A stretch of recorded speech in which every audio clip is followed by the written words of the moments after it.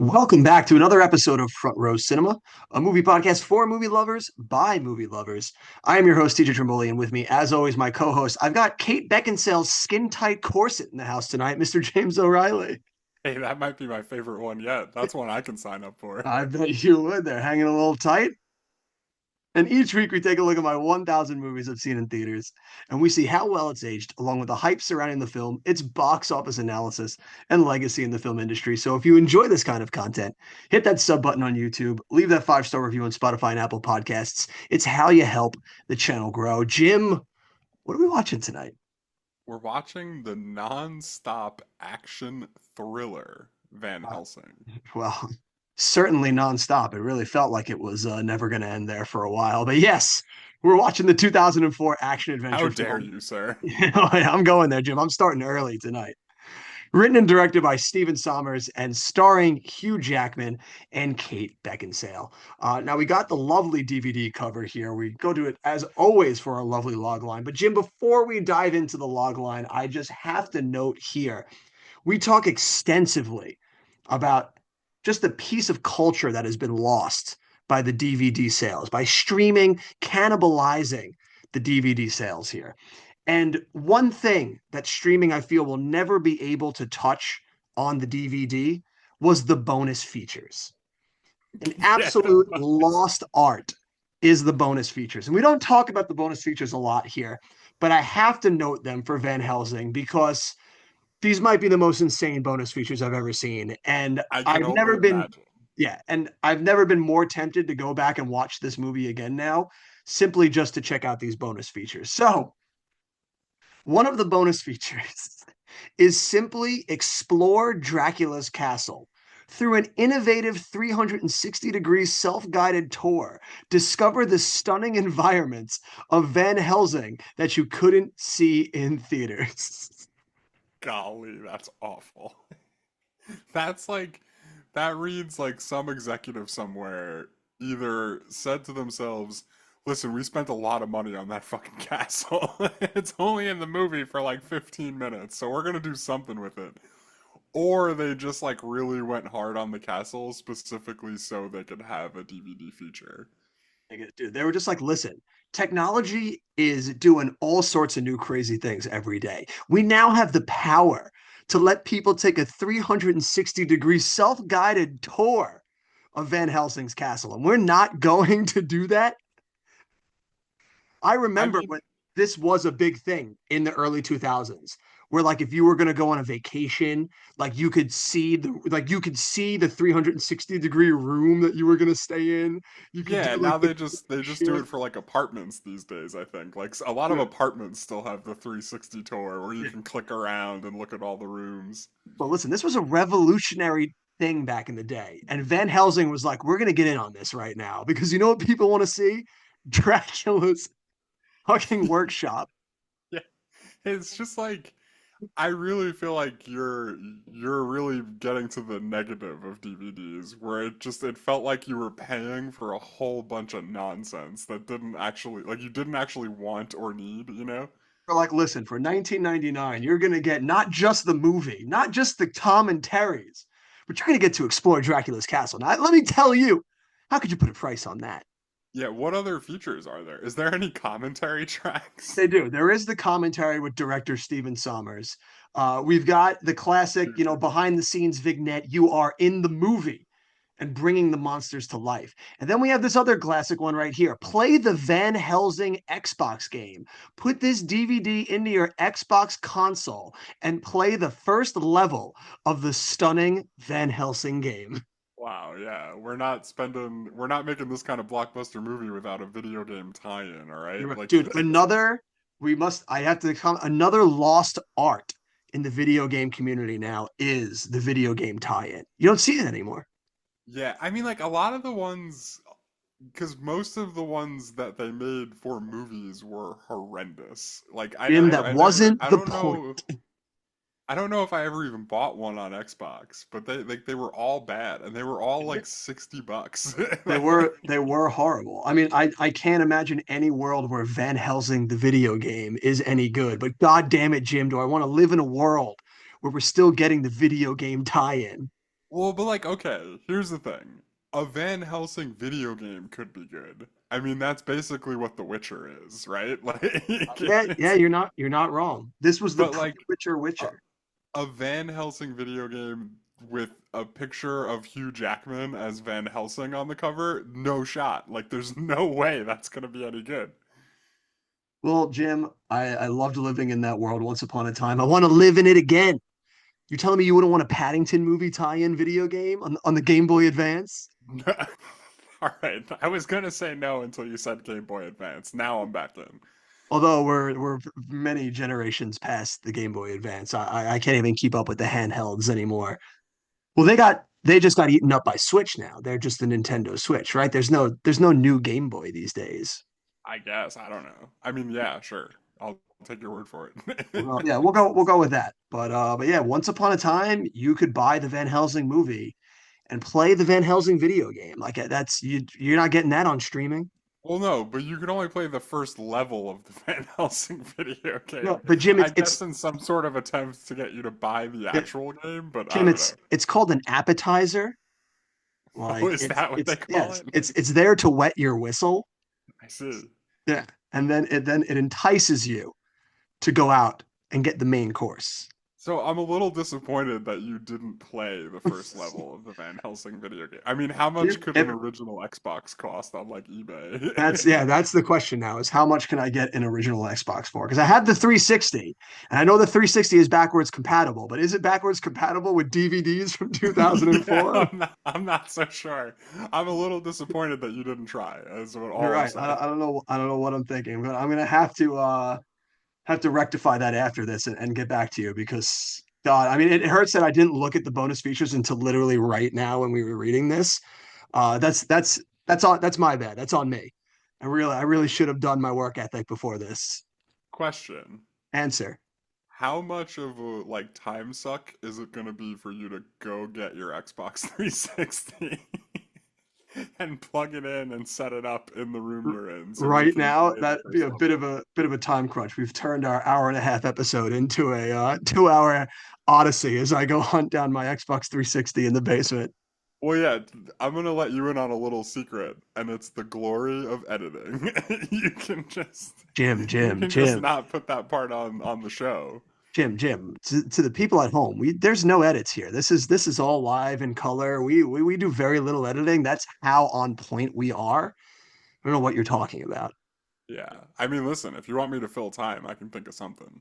All right, yeah, you wax poetic for about 25 minutes, and I'll be right back there for you.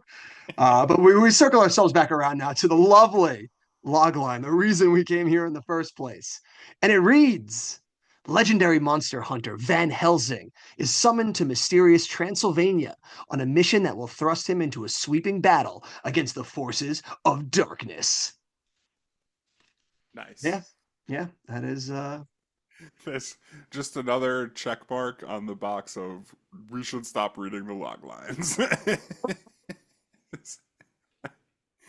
yeah, This is the first time I'm bringing this up, but really, they're all just like so pointless. they're very, very generic. Yeah. But I love reading them on the DVD all the same. Jim, this was what was getting people to buy it back in the day. You had Jeffrey Lyons from NBC TV calling it one of the most visually thrilling movies ever made. Wow. Man, 2004 was a hell of a time. Yeah, he was like, I've only ever watched two movies with CGI in it, and this is one of them. So good for you, Yeah. Jeffrey Lyons. I mean, I Um, will say though, some of the CGI not horrendous compared to some stuff they even make today. yeah, yeah. I guess if you take it against just the apples and oranges of a $200 million budget today doing CGI, you see a lot of similarities. I mean, like, But I don't know if I would say it makes this one good. would you take No. Dr. Jekyll and Mr. Hyde from this movie or the babies from the opening scene of The Flash for worse CGI? Like, which one of those is better than the other in terms of how good their graphics are? Oh man. I will go with Van Helsing simply because he at least uses shadow and some lighting techniques to Okay. mask bad CGI. Whereas the Flash is just like we're out in the open. It's the middle of the day. I'm seeing every bit of porcelain on those CGI babies. Yeah, I mean, like maybe a better way to phrase that question is, or not even a question anymore. If I had to pick which one of those was made in 2004, I would pick the babies from The Flash every time. Yeah, it is interesting how as CGI has gone forward, it feels like it's regressed instead of move forward with the times. Yeah, I mean, so just like I don't know, I just only bring up that to say that I think a lot of it kind of holds up, which is something. It's a feather in its cap a little bit. I don't know if that's a stance I would take, but That guy from NBC was onto something. listen, his last name ain't lying because he's telling truth. Oh my God. Just absolutely horrible. Did you see this movie in theaters, Jim? No. No. What were you doing with your life? Is this isn't a was There are this a better first movies. is this a first time watch for you? Yeah, I've never seen the whole thing. I brought this up on one of the earlier episodes when you were talking about it. I tried watching it probably like 8 months ago. I Oh, tried watching this movie because it was on some streaming service I had, and I made it about 20 minutes in before I was like, no, I'm good. Like, I'm okay. well, it's a good thing that we were able to rectify it for you now and force you to watch this whole entire movie because it is one that needs to be seen to be believed. I Sure. saw this. I always thought you went with us to see this, but obviously you didn't. I I, don't think I did. and my ticket stub to this one is lost to time because even though we're starting to get to the time where I have all of my ticket stubs, in the early days I would keep them in my wallet. And one day I thought it was funny to jump into a pool with all my clothes on, forgetting that my wallet and phone were still in my pocket. Don't drink alcohol, kids. And so some of those ticket stubs were lost to time, and Van Helsing was one of those ones that did not make it from being submerged. So I don't have a ticket stub that said who came with us. I know Ryan was there, I'm sure, yeah. but I don't think it might have just been me and Ryan. If you didn't Yeah, come, what did you think of this at the time? at the time, I'm not gonna lie, I was pretty in on it. I remember enjoying it as a 14-year-old child. But it would make sense because I was moron at 14. I didn't know what a real good movie was at that point. We were just enjoying anything. Yeah, So I if remember you told me to guess like who this movie was for, I would say like 14 and 15-year-old boys for sure. absolutely, yeah, like right up that alley. And we talked a bunch about being X-Men fans, so Hugh Jackman was slowly rising up the ranks for us. So I remember enjoying this movie. Coincidentally, though, even though I remember enjoying it when I saw it in theaters, I never watched it again until this viewing for this podcast. Wow, So, that's did I a long really time back. enjoy it as much as some of the other movies we've watched back then? Probably not. No, well, the other thing I would say is like I could see if you enjoyed an afternoon at the movies seeing Van Helsing. You know what I mean? Not so much True. that you enjoyed the movie itself, if that makes sense. Very true. We were 14. We were just happy to be out and about, no parent supervision, getting into nonsense.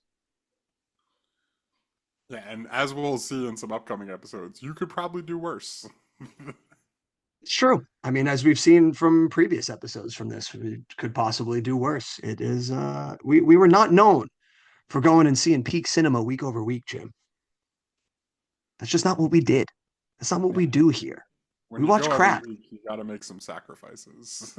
Sure. When you make the decision to see everything, you see everything. The good, the bad, Wow, and the Van Helsing. wise words, so Thank profound. you. Thank you. And I know I can't get as good as our dude from weeks past who wrote, "Don't spend money if you don't have money." Yeah, But I try to have nuggets akin to that. yeah, this podcast really just getting to the heart of all the issues. You know, we Stick don't with need any us. bells and whistles. We're just sticking with solid advice, Solid advice that you can take to the bank, much like this movie Road to the Bank. much like the money that you shouldn't spend if you don't have it. Much like the $5 I shouldn't have spent to see Van Helsing. because now I'm part of their opening weekend budget, Jim. So let's dive into those box office numbers. Let's see where Van Helsing lied. Numbers, dates, numbers, numbers, dates, array, dates, numbers. Show me the money. All right. We've talked a lot about budget recently for these movies, and there's been a handful of movies that we have praised for their frugal nature in making a movie. The budget for Van Helsing is $160 million. Absolutely not. That is unfathomable to me. Jim, and I say it's unfathomable because I've been tracking all of our movies that we've done. And any movie that cost over 100 million, I compile it on a list. So we could chart these insane things. Yeah, let's look at what we have so far that they've That spent so far. $160 million budget is good enough to put Van Helsing as the third most expensive movie of all time at the time that movie comes out. Number one, well, actually tied for number one is Titanic and Terminator 3 at $200 million apiece. That's interesting because obviously one of those movies um, gets its money's worth, right? And that's Titanic. But the other one, I think, kind of is a lot like Van Helsing in a lot of ways, where they just feel like they've got some IP that people are interested in, so they're gonna throw a shitload of money at it and hope it sticks, you know? Absolutely. And it shows because Terminator 3, 200 million only makes 433 million. You're spending $200 million on a movie. You're not just trying to double it, you're trying to quadruple it. Yeah, I mean, you're probably shooting for. There's been at least a couple of movies that have hit 1 billion so far, right? We've done? Yeah, Yeah, well, we've had two movies so far do a billion, just Titanic and Lord of the Rings Return of the King. But the right, fact that right. Return of the King's budget doesn't even come close to this is Yeah, insane to me. Not only that, insane. Jim, Yeah, Pirates Curse of the Black Pearl, a movie that built its pirate ships, filmed on the high seas, right, only cost 140. right, right.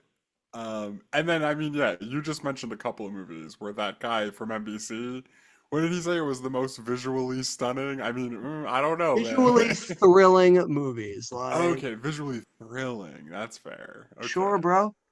But anyway, they spent $160 million, which seems a bit high, is We'll the see how it point. does for them. It's a bold, especially like if you really still think about it too. The most tested person here is Stephen Sommers off of The Mummy. So I could see them gifting that budget to him off of that. But Hugh Jackman is like, obviously, in hindsight, we look at him now, he's a huge star. But at this point in time, his only big claim to fame is the two X-Men movies. Yeah, which were both a pretty big deal, I would say. Like, he's a pretty. I mean, obviously, he's going to become a bigger star as time goes on, but I think he's a pretty big deal at this point. It makes sense to me that you're making him the lead in your movie. It does, but it's still And it's Kate still Beckinsale's interesting. a good fit because this is after at This least the is first Underworld movie, it right? is. And it's funny. I think Underworld came out 2003, so the previous year before this, and then this comes out this year. Talk about boxing yourself in. Right, yeah. All of a sudden, you're the vampire werewolf lady for the rest of time. Yeah, you're they're like, you're this gonna is be what in you like do now. Underworld 6, 10 years from now. Yeah. They're like, okay, you're gonna do this from now. This is a good area for you. And you're like, oh no, what have I done? I've made a huge Yeah. mistake. But anyway, we're getting real sidetracked here. Uh, Sidetracks my middle name. they spent $160 million to make it, which again seems a bit high. Just a snippet. Uh, it's gonna open the weekend of May 7th through the 9th of 2004, so we're like right in the meat of the summer movie season, right? This is Isn't it? kind of like the jump off. It's insane to me seeing the movies that kick off the summer movie season before Marvel was a thing. Yeah, well, I mean, yeah, right. And this is like May 7th. This is probably like the first big movie, right? Like we've talked about a couple of these other weeks and like Man on Fire, but that's not really in the same kind of like ballpark, right? I mean, Mean Girls is an episode we just did. Kill Bill Volume 2 isn't it came out like in mid-April. So that's I mean, but that's going to be a successful movie, but I don't know if it's quite as like as much of a box officey kind of movie It's not like a as Van Helsing blockbuster. is at least trying to be. Yeah. Like Van Helsing's trying to hit 4 quadrants. Quentin Tarantino's just trying to make a kung fu movie. Right, exactly. But anyway, it's gonna open number one to Nice, $51.7 million. dude. Like taking away the budget, 51 million opening weekend for Van Helsing is absurd to me. Like that's insane. But this is what I'm saying, dude. I think Look, Hugh Jackman's a bit of more of a draw than you're realizing in like 2004. that's insane. That's higher than the Marvels opening weekend. Yeah, I Like hear you. that's insane. 51. What I would also say though is it's not good for this kind of movie compared to some of these other like action-y blockbusters we've seen, right? I mean, The Mummy blows this out of the water if I remember correctly. The Mummy, even the Mummy Returns opened to 68.1. Right, that's what I meant. Yeah, The Mummy Returns. Yeah, Spider-Man obviously crushes it, right? Like there's like huge. a few movies we've seen do way better than this. So Wait, this 51.7 feels like a pretty big miss to me. I don't know. I mean, probably for at the time, but looking at it in hindsight, like it's insane that this movie opens to 50. Like you will release this movie today, it doesn't come near 50. Like you're lucky if this movie places in the top 10 like today. Yeah, I mean that's fair. But like so let's put this into some more context, right? Big blockbuster movie. They spent $160 million. Let's look at the competition it beats out this weekend. And what else? Yeah, what else is coming out this weekend? Second place is the second week of Mean Girls with 13.7 million. Nice. Third place is the third week of Man on Fire, which we just mentioned, with 8.2 million. Nice. And then fourth place is the Olsen twin vehicle, back before there was only one Olsen, and she was in Marvel movies. New York Minute is in fourth place with like just about $6 million. Fifth place, 13 going on 30s, third week with 5.8 million. So what I'm trying to say is that the opening week of Van Helsing turned the first like second weekend of May into a bomb. Like you know what I'm saying? Like there's nothing out that it's competing with. There's nothing even close to in the same lane as it. Yeah. And it's only pulling in 51.7 million again against a $160 million budget. I'm calling this a huge miss. I'm sure in their context from when this came out, you want this thing to be a much bigger hit than it is. I'm not disputing that. I just think it's funny to look back now and see like, my God, like movies today like this would kill for a 51 million opening weekend. Like Yeah. it's And I crazy mean, how far the box office has like risen and changed and dropped since well, these yeah. days. I mean, yeah, they would kill for it now, but that's because like barely any movie breaks 51 million. You know what I mean? Back then it happened with some Back, regularity, you back know? then, it would happen like every week. And then just to really hammer this home, the only other openings are New York Minute, which we mentioned, and then all the way down in 20th place, opening on 41 screens, Super Size Me. The God, remember that movie? I do. God, what It's did like the documentary that everybody thought was so profound, and now they look back. You heard about that, right? he like? Where Didn't he like fake it or like he was like right? Wasn't there like some controversy that it was all just like a fucking sham? And it's like, yeah, well, of course it was. it was kind of a sham. I mean, like, first of all, it blew my mind that people were like blown away by if you ordered a supersized meal from McDonald's for every meal for a month that you would like not be having a good time. Like It's it's like, oh, like gee, it's like did you guys you not don't realize say. that before he made this movie? That's not a good idea. You shouldn't do that. They showed that movie in like health class. Yeah. But then allegedly, what I've heard since is that a lot of the health things that were going on in the movie were because he was like a raging alcoholic. Like Ah, he had like other things that he yeah, was doing that were like yeah. really not good for you. So like it was Jeez, like he made it on the tail of like when he was starting to have health troubles from all of his drinking. Allegedly. that's amazing if true. Look Yeah. at how terrible these burgers are for me. This is washing it down with a fifth of vodka. Right, that's like basically what I understand is what happened. Allegedly. Allegedly, we Um don't cast stones here. We just report what happened out in the world. right. Moving on to week 2 of Van Helsing. And again, I think we're really it's amazing how word of mouth works back then because like you can say 51's a decent size opening, right? I think it's a pretty big failure, but it's still a pretty big number. Mhm. uh Going into week 2, Van Helsing is going to drop down to second place. 59.9% drop down to 20.7 million. Yeah, that's a high one.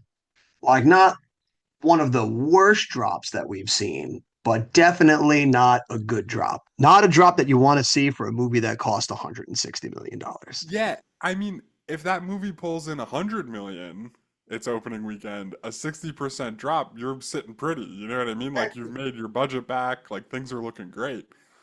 Not so much when you only start at 50. It's gonna lose to the winner of this week, and what I am 100% sure will be our next episode. Okay. The Brad Pitt vehicle, Troy. Oh, you fucking know it, bro. We going week to week now. You know I'm not missing out on Troy. Yeah, I'm really excited for that one. I've watched that movie like 3 times in the last month.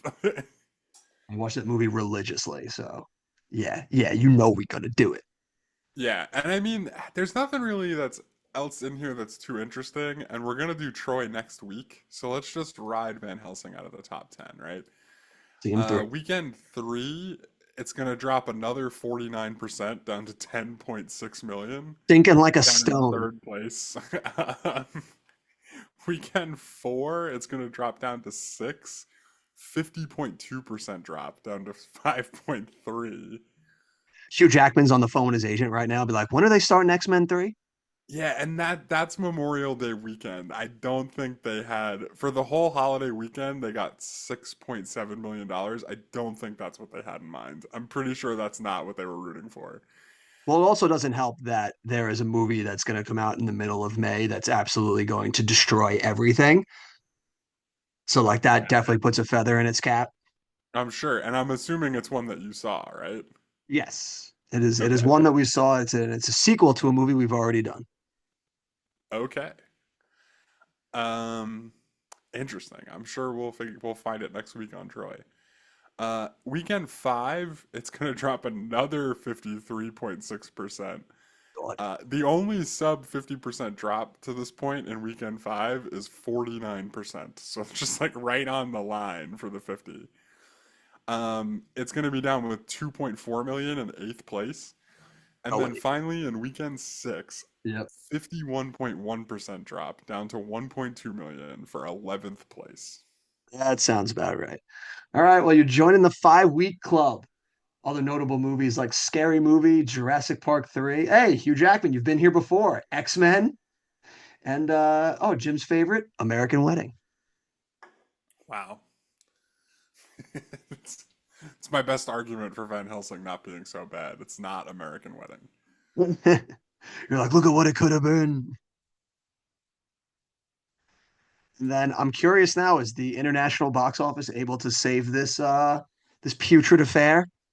I mean, save is a strong word. So, it's gonna finish with 120.2 million domestic. International, it's gonna pull in like just about 180 million, a little bit less than that, for a worldwide total of 300.2 million. All right. So I mean, not a total loss, but definitely not a win that you're expecting from a $160 million budget. 300.2 going to put us in the 28th spot behind Chicago's 306.7 and ahead of Gold Members 296.9. Yeah, I mean, this feels like a good time to mention that from what I hear, like the budgets that you see are production budgets, right? So, and Doesn't take into account marketing and all I that. have a feeling that a movie with a video game tie-in probably spent a Yeah. shitload of money marketing. You would have to imagine they probably at least spent like another 100 mil like marketing. They were probably shooting for like at least Terminator 3, which they fell like way short of. They definitely did not hit the mark, and definitely, probably, especially with Stephen Definitely, probably, maybe, Sommers. Yeah, especially. I really like the Ryan Reynolds movie, so I try to sneak it in wherever I possibly sometimes maybe couldn't do it. I was right there. With Nice. Steven Sommers in the director's chair and the success that you've had off of the Mummy movies, you're really expecting much more from here. Especially he's taking on the rest of the monsters. You'd think he'd come to bat, and they did not get that. And Yeah. it's probably why we'd only see Steven Sommers do like one more big budget movie after this, and then they're kind of wash their hands clean of them. Yeah, maybe we'll talk a little bit about that later on. Maybe we'll bring that up. That's a And good we'll one to look at. see what else. Yeah, we'll see what else he maybe possibly could have sometimes done in the future. Critically, Allegedly. allegedly, always allegedly, critically, movie definitely falls short just as it does commercially. 24% from the critics. Shockingly from the audience, a 57. Way the audience way more forgiving. I Uh, feel like that's got to be like about as low as your audience score can go. Like for a movie like this anyway, yeah. like it's definitely hitting all those like big budget like blockbuster movie kind of beats, and I feel like that's enough for half of the people to be like, yeah, that was pretty good. For most of the virgins out there, just big noises. Hugh Jackman looking good. Kate Winslet looking hot. Kate Kate Beckinsale Winslet? looking hot. I got my How dare Brits. you? I got my Brits mixed up. I'm sorry. They're all Kates to me. I'm sorry. 6.1 from IMDb and the death sentence, a B cinema score. Ouch. Yeah, Whoa. just might as well pack it in where we've failed here. There's just no hope. But there is some hope in our IMDb reviews. I am so curious, and I know you usually start with the one-star reviews, but I am so curious as to who gave this movie a 10. Would you like me to start with the tenors for you? No, no, no. Start with the ones. I'm just saying Oh, I'm that's excited for all of it, but I'm really interested to see what the 10 stars bring today. we definitely have a litany of some questionable people this week. And we begin with this first person. Ocarina 619, big Zelda fan here, Oh boy. and a Rey Mysterio fan. They Oh write, boy. I like The Mummy. I thought it was So an far, entertaining, this guy's checking all the boxes. checking This all is, the I boxes. take it back. This is who they made Van Helsing for. He writes, I like The Mummy. I thought it was an entertaining movie. I hated The Mummy Returns with a passion. But that looks like one of the greatest movies of all time compared to Van Helsing. Not only does this movie have a script that appears to have been thrown together by drawing words out of a hat, Stephen Sommers also appears to have drawn movie cliches out of a hat and thrown them into his film wherever he gets the chance. This movie is really that bad that I was in stitches laughing. Kate Beckinsale, usually her awful self. Hugh Jackman does all he can. And that guy who plays Dracula has a good look, but cannot pull off a Romanian accent to save his life. If you found Underworld to be I, entered, what? am I the only one who has no idea what a Romanian accent sounds like? Yeah. No, I'm right there with you. They continue. If you found Underworld to be entertaining or even good, God help you. Then this movie is for you. However, if you have seen more than one film in your life, you will realize how incredibly cheesy and stupid this film is. All it needed was the stars and stripes at the end to round it off as being Van Cliche. Bam, I bam, mean, bam. Got him. of all of our one-star reviews, that guy might have been cooking the most. He definitely had some chud-like tendencies, but but a lot of what he said makes sense to me. Yeah, I can get behind everything he's writing. It gets a little corny at times. Van Cliche, maybe take another pass at that one, guy. But Yeah, you pretty do tough, you. pretty tough. Hard to criticize other people's writing when that's what you're bringing to the table. Yeah. I also love like in that one-star review, he's like making sure you know. He's like, look, Hugh Jackman did everything he could. It's out of his hands. This isn't his fault. I still love Hugh Jackman. He's Classic. Logan. That's a classic Chud move right there. It's like, hey, Beckinsale, always awful. Hugh did what he could. All right. Hugh was hampered by a shitty screenplay. He did what he could, but Beckinsale sucked. Never fucking awful. Which I'm just saying, Hugh Jackman was a big deal in 2004. That's all I'm saying. People were going to bat for him. They're like, I will go to bat for that man. He can't strike out in my book. Give him a walk, all right? We're giving him a bunt. Kate Beckinsale is her usual awful self, as if there's any meaningful difference between what Kate Beckinsale does in movies and what Hugh Jackman does in All movies right. back then, you know? Yeah.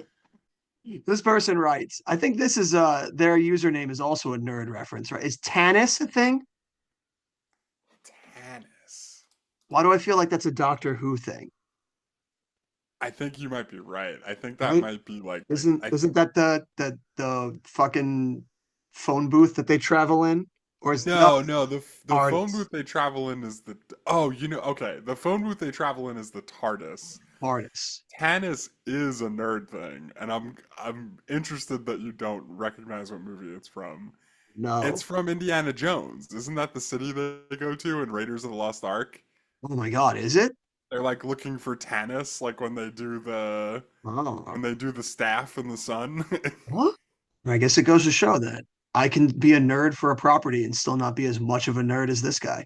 Yeah, I mean, like, I take it back. I only know because I Googled it and it said it was in Egypt, and then I was like, oh yeah. But, but, like, if you know that off the top of your head, I mean, I don't know. Maybe you just watched Raiders yesterday, or maybe you got a little too much time on your hands. Possible. Regardless, Tanis writes, this movie is the worst movie I've ever seen that did not have Billy Bob Thornton in it, with the exception of Tor. Man, he's throwing a Billy lot. Bob Thornton just taking strays, dude. He's, he's throwing a lot right off the bat. There is no originality in the plot, just a jumble of other movies. League of Extraordinary Gentlemen, The Order, Underworld, any vampire movie, any werewolf movie, any Frankenstein movie, any James Bond movie. You get where I'm going with this. The acting is okay, not including any of the vampires. And the special effects were bang on. It was predictable and Yeah. horrifically corny. Even the werewolf poem wasn't original. I've known the words to that little piece since I was a child. They couldn't even get a girl who wasn't cross eyed to play a vampire. I will be writing the production company to ask for my money back. I know I won't get it, but at least I will complete the feeling that I was just robbed of money in 2 hours of my life. Oh my God. A And lot of just, turns in that. yeah. Not really. I mean, again, they both hit on something that we're probably going to talk about a little later, like where it really does feel like they just picked shit out of a hat when they wrote this movie. But also, I like They're he's like, like it's a jumble what of if we other had amnesia? He's like, it's a jumble of other movies, any vampire movie, any werewolf movie, any Frankenstein movie. It's like, well, yeah, like those are the three people that are in it. Like, there's only so much they can take from in that lore. Like, Yeah, but you left out a pretty important part that I was going to bring up, which is the that it was League like of Extraordinary Gentlemen. no, it was a Bond movie.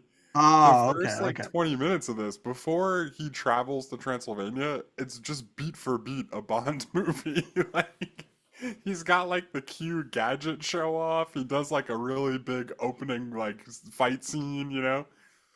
Maybe Hugh thought this would be a good screen test to be the James Bond, because we're a Yeah. few years before Casino Royale, so maybe this was his pledge. I mean, it really is though. Like they do the big opening like action sequence. Then he goes and meets with his handler, and then the next scene his handler's like, "You got a job," and then the next scene he's like talking to Q, like who's like, "Yeah, I got this cool grappling hook," you know, like Yeah, you're not wrong there. You're not wrong. They're onto something here. But hey, listen, all the best, all the greats steal from the greats, and that's how yeah. we get great cinema like this. So respect the process. We got our next person No, here. yeah, yeah. I'm not disrespecting the pro. I'm just saying the guy has a point. Like it was a lot of random shit, including James Bond in there for Yeah, some listen, reason. the one stars are kind of cooking this week. They're still a little crazy, but they're cooking. Yeah, But I they mean, like haven't mentioned 9/11 yet, which is like that is true. We haven't gotten compared to the 9/11, other ones we read on this show, but they're flying, you but know? a lot of subtle sexism in the reviews. One guy hating Kate Beckinsale, the other guy finding cross-eyed vampires everywhere. He's a lot of weird takes. Yeah, I didn't think any of the brides in this movie were cross-eyed. I didn't I notice Yeah, that. that's It that's a, was that's an odd thing to notice, my friend. Maybe seek help or maybe go to Wise Eyes, get some glasses. I don't know what to do with that. Our next reviewer writes 25 word review. Stupid hat, worst dialogue, insulting. Worse accents, too loud, makes no sense. America, wake up. You're being swindled. Avoid at all costs. Spider-Man 2, you're our only hope. I think I think my favorite part about that is that this person either committed to 25 words before they wrote anything, and that's what they came up with.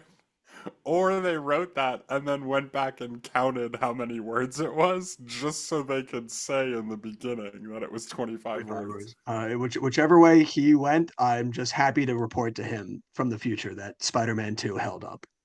Yeah, is it 21 words and 25 word review counts? Or is it 29 words if you count that beginning part? Actually, Yes, I 26. made you go back and count. I counted it. It's actually 26 words. So he's Nice, even better. he's That's a already troll.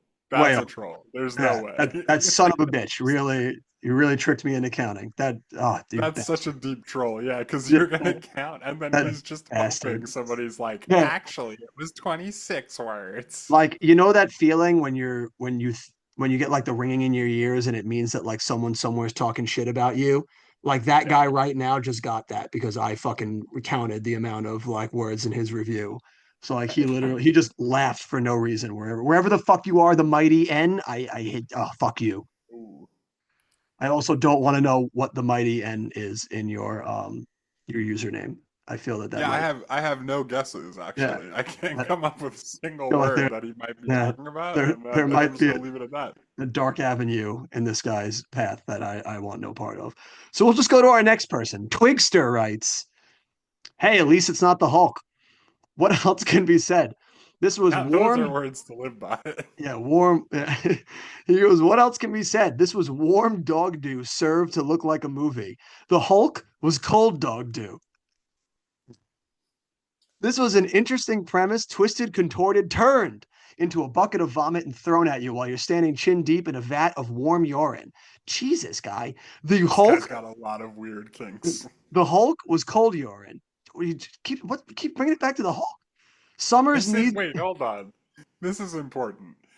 If so. somebody was gonna put you in a vat of urine, would you want it to be warm or cold? Ooh, good question. Very good Because question. I like I feel feel like cold. warm is way worse. Yeah, I would absolutely would rather cold because I feel like warm urine is going to be a pungent smell. Yeah, like it's fresh, and that definitely doesn't make it better. Yeah, yeah. I don't know. I definitely think I'd go cold urine. Let you guys down in the comments. Let us know. Warm or cold? Where we go? Where are we falling on We're the really urine getting bandwagon? we're really Uh, getting to the important questions yeah, of this we episode. really answer the important questions at Front Row Cinema, and that is: would you rather cold or warm urine? Sommers needs to go to everyone who saw this movie and apologize in person for what he did to the movie industry. We got there, baby. He turned it back 50 years. The Hulk turned it back to before talkies. I'm going to go rent glitter now. Perhaps that will cleanse my palate. Its only redeeming quality was now give me a minute. I can think of one. Hold on. And that's the review. Oh my God. This guy was trying way too hard. Yeah. He was Wait, trying way this too hard. dude saw the Hulk the year prior and it broke him. Like it just broke, much like COVID broke a lot of Republicans. Like the Hulk broke this man on an intrinsic level that he's just never been able to get back to. And now Van Helsing came along to pulverize whatever semblance of an identity he had left. Dude, I'm just saying, maybe people in the 80s were onto something when they really didn't like comic book nerds. I'm just saying. Maybe they had the ticket. Yeah. Because, like, man, these people are insufferable. Yeah. Like, Yeah. that guy wrote that review and he thinks he's being very clever and funny. And it's, like, not even close to either of those things. You're right. Yeah. Comic book nerds, are they responsible for the downfall of society? Who knows? I think they're the only ones we can blame, realistically. There's Are we nowhere saying else to that? point the finger. No, we're just asking questions. We're just asking the questions that need to be Right, asked. we're just asking the questions. Did nerds deserve it? You'll find out next. Yeah, find out here at 11. We've got one last one star here. They write, he writes, cinema goers have one name to fear, Van Helsing. Okay, don't get me wrong. I love an expensive, overblown Hollywood blockbuster when the time is right, but this just isn't funny. What a waste. Hugh Jackman should be a huge star by now, considering he was plucked from near obscurity to be in the X-Men films, especially as he went on to steal them from under the noses of far more experienced actors. And when I think about the fact that Stephen Sommers' career started out so wonderfully with the near genius film Deep Rising and has gone so downhill, I almost cry. I have to say, if it wasn't for the fact that I am in love with Kate Beckinsale, I would have walked out of this film. Kate Beckinsale, run for the hills. He's outside your house right now. And Just I've never red walked out of flags a all film in over the my life. place. And I go to the cinema about 60 times a year. So there. Just to rant a bit more, I bet this film gets better reviews and better receipts than last year's The League of Extraordinary Gentlemen, even though it borrows heavily from it and has half the wit of that film. Okay, rant over. I'm a bit drunk, but really more than a bit disappointed. Kate Beckinsale is fantastic to look at, though, isn't she? Kate Beckinsale, get out of the house now. Jesus Christ, dude. Get yourself together, man. This guy's just writing this review from the treehouse outside of her apartment or like wherever she lives. Yeah, like I mean, I made a joke about it in the beginning when you called me a corset, but like this guy literally has said it like 3 different times in this IMDb review. Like, go talk to your therapist, dude. What are you doing? This guy would love to be Kate Beckinsale's corset. Like, are you kidding? Yeah, I can only imagine what he would give up to be it. You To know, be a like corset. He's like, God, I never wished I was a corset more in his life. And his handle name is Dirty Marty. oh, So oh Jesus yeah, Christ. do with that what you will. Dirty Marty. I gotta start Dirty, writing some of these down because I Dirty really Marty. want to like find more reviews from these Yeah. people. There's no way that that guy isn't writing a ton of reviews on IMDb back I in the mean, day. unless he's writing them from prison now after Yeah, he's he's serving time for stalking Kate Beckinsale. stalking Kate Beckinsale. Yeah. And this is where we need like the time machine from Frequency, where they could like talk over the radio into the past, and we can just like reach out to Kate Beckinsale for May 7th, 2004, and be like, Kate, just get out of the house. Yeah, Dirty I Marty's also outside, like Kate. you know what else is to me is very detestable in this review? What? Just like the like he clearly has like some fan cast fantasy about who should have played Wolverine, and it's just like, dude, what's your problem with Hugh Jackman, man? Who did you think was so experienced that they needed to be Wolverine in the X-Men movies? Maybe Come he on. was a really big Scott Speedman fan who was Wolverine before Hugh Jackman got the job. Because Yeah, Scott, maybe. yeah, Scott had to bow out for Mission Impossible 2, and Dirty Marty never got over it. That was his villain origin story. He was, Yeah, you I sons of bitches. we're gonna have to do some digging. I We're gonna think have to. by the time Well, Dirty Marty, I hope you sobered yourself up and left Kate Beckinsale's house and got some help. Because that just wasn't it. Dirty Marty is like the greatest username that The that great guy one. could Are you? have. I It's I too see you typing. perfect. Are you charting these down now? I'm trying to see if I can go on IMDb and click on their name and You just can't. look at all of their comments. You can't. I wished we could. I tried that. You can't do it. That's a bummer, dude. Yeah. So yeah, I'm gonna go back and listen and I'm gonna start writing these down so that we can see if there's any repeat offenders. Cause like I would bet you this guy's a menace on IMDb. He's like, Oh, first probably. of all, he probably just got back from the Van Helsing movie and he's drunk. Which what are you doing, Dude's man? already hammered. We'll probably Yeah, find him scattered on any superhero movie with some ideas in his head. I can't wait to see what Dirty Marty's got in the future. yeah, but that's enough of that guy. Yeah. I But guess but can now we go to to one now, stars? Is there yeah, more we're one gonna. star? I'm here to give you what you want, Jim. You've been waiting for the tenors, and give you some tenors here right now. Owen Samuel Byrne. That's a bold move, putting your full name in there, guy. He Yeah, writes, "Film purists are my least favorite moviegoer out there. I'm with you, buddy, and they hate movies like this. You lost me, which are designed to be entertaining. I have watched this film numerous times, and I've enjoyed every viewing. I can understand some people may not enjoy this type of movie. I know there are certain types of movies I won't enjoy. So rather than complain about those movies, I simply don't watch them. Maybe they should take a note out of my book. This is a simple film with a good plot, enjoyable characters, and monsters. If you like vampires, werewolves, big action, oh my, you'll enjoy this film. If not, don't watch it. Have a great day. Thanks, Owen. Yeah. I just like I've been guilty of this a couple of times too. But like to be like, you didn't like that movie? Well, why did you see it then? Like it's like I don't know because I thought maybe I would like it. Like what do you want me to tell you? Like, I don't know, like I took a chance on it. Like every movie's a gamble Yeah. before you see it. Like I kind of like the X-Men movies and I liked Underworld, so I went to go see it and it like wasn't that good. What do you want from me? he's like, bro, if I know there's something I don't like out there, just don't ingest it. It's like, all right, bro, well, I'm glad that you're able to suss it out that easily. Yeah. It's just like it's like victim blaming of the highest order. Yeah, It's like it's what were you thinking even going to see it if you weren't gonna like it? It's your fault. fucking moron, idiot. He's like, and then he has the nerve to be like, film purists are my least favorite moviegoer out there. No, bro, you are. Yeah. I mean like You elitist. right, it's like it's not even whether you like art house movies or you like action movies, it's just if you can't allow for the existence of another opinion. I just don't understand you. I don't get you and I don't like you. I got no We use should for we you. should fire you into the sun Yeah, if you're we gotta find that. a deep dark cave to banish you into. Yeah, yeah, right. We gotta get our one stars together with these people. We got our next person here. And they write Van Helsing, the man we mortals need and what immortals fear. Van Helsing is the best movie of 2004 yet, and one of the greatest films I've ever seen in my life. Van Helsing is a movie worth spending your money on. Sommers has impressed me with all the effort he and his crew have put into the making of a horror classic. It introduces classic horror monsters into newly transformed beasts. The Wolfman, Frankenstein's monster, and Count Dracula. Van Helsing must find a way to destroy Dracula, and this film delivers a perfect adventure for our monster hunting murderer holy man. Anna Valerius, determined to help Van Helsing and avenge her family.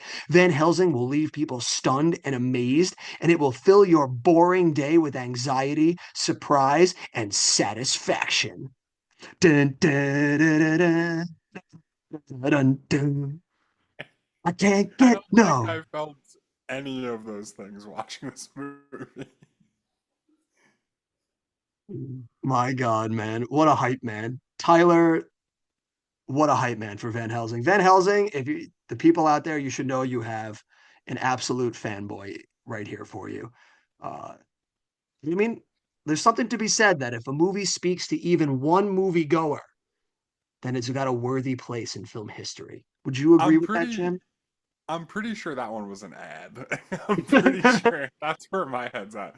Yeah, I gotta Anytime they're say, like, and I then don't. Anna Valerius Yeah, goes to help him, like they like I was that, just like gonna say, it sounds like an ad, yeah. Is there any person out there that actually remembered what her name was 2 minutes after seeing this movie? right? I mean, I guess on IMDb you could just look it up, right? And I guess that's true. And then we have one last one here, Jim. And I had to put it in here because it's a mouthful, but my God, does this guy ride the gamut? And I'm gonna give you it all because he has a tangent and he's got a bone to pick and he's gonna pick it about how good this movie is. He writes, okay, I don't know where those who are critical of this movie come off. I just got back from seeing it, and I'm happy to report that this movie was awesome. All of the negative comments I read before seeing it were disproved as far as I'm concerned. The score was great, the sound engineering fabulous, and overall the sound was no louder than any other action movie. Matrix, anyone? The CG was absolutely incredible. I went in knowing that Frankenstein was entirely CG all the time and was blown away to find that he looked and acted more real than a real Frankenstein would look.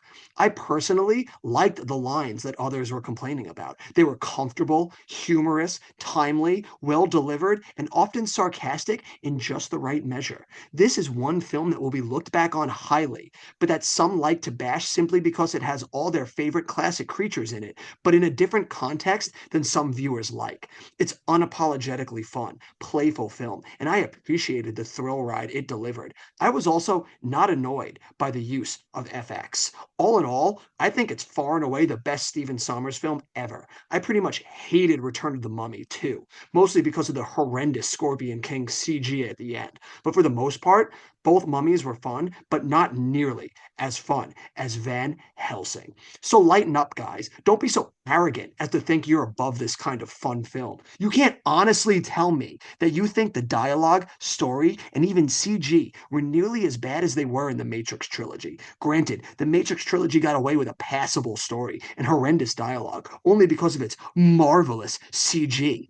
Sigh. I'm done ranting. I love the film for being just what I was hoping it would be. A fun, epic, cool, thrilling start to the summer. If this doesn't make more than any of Stephen Sommers' other films, I would be very surprised. Well, get ready to be surprised, buddy. Well, I got a lot of bad news for that guy. First of all, this review feels like a cautionary tale for everybody on Reddit and Twitter and all the social media sites today, where you might just be a moron when you're trying to psychoanalyze the people who don't agree with you. Like, this guy was basically like, those people are like stupid, and this is really why they're saying it's bad, and this is going to stand the test of time, and when people are going to look back, they're going to think they were so stupid. And it's like, no, it just actually kind of wasn't that good, though. Like, looking back, like, nobody even talks about this movie because it kind of sucks. Like, yeah, here we are, what, 21 years later, and you don't see a single person ever mention Van Helsing, even if they're talking about their favorite Hugh Jackman movies. No one brings up Van Helsing. Yeah, right. So I'm just saying, like, maybe you were the crazy one. Yeah, And I just love how he was like, everything that people are saying is bad about this movie, I disprove it. The sound was good. So, man, watch out for this guy. He's making a lot of salient points. Right, as if you can disprove someone's opinion. Like, it's like, dude, I hate you all. Let me so break your thought process down one by one and prove to you why it's fucking nonsense. Yeah, I'm gonna prove to you why you did like this movie. I don't know. Like, yeah, you had thoughts in your head. You had thoughts in your head that led you to a conclusion. Wrong. Let me tell you why. Yeah, so I don't know. I never get tired of this. It's like fascinating to listen to these people. It's just that there was a guy who cared this much. Like, he was so angry that people were saying this movie was not like good. To him, this movie is sacrosanct, and you saying anything against it is sacrilegious, and he will take you to task for it. Right. It's like he knew he would like it, and then he started reading a bunch of negative reviews, and he was like, "Oh no, is Van Helsing gonna be bad? Like, I don't know, man." And then he went and saw it, and for some reason, he just needed to like shove everyone's nose in it, you know? It was just like, you don't know what you're talking about. This is cinema.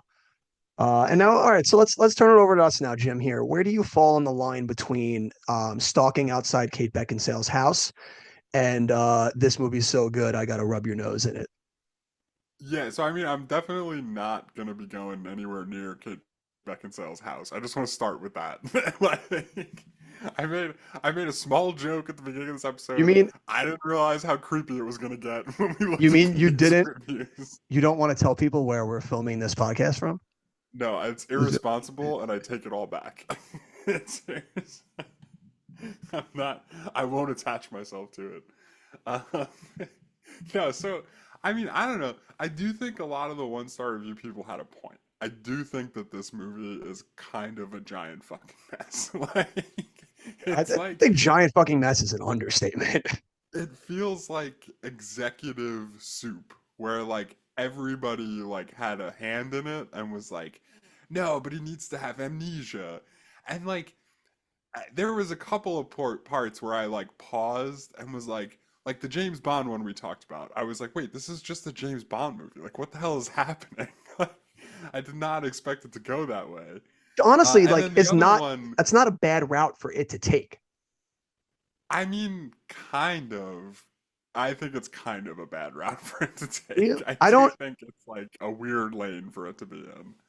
I don't find it so offensive as like I think it's a funny idea in theory that it's like, oh yeah, Van Helsing is just kind of like a gun for hire for like monsters.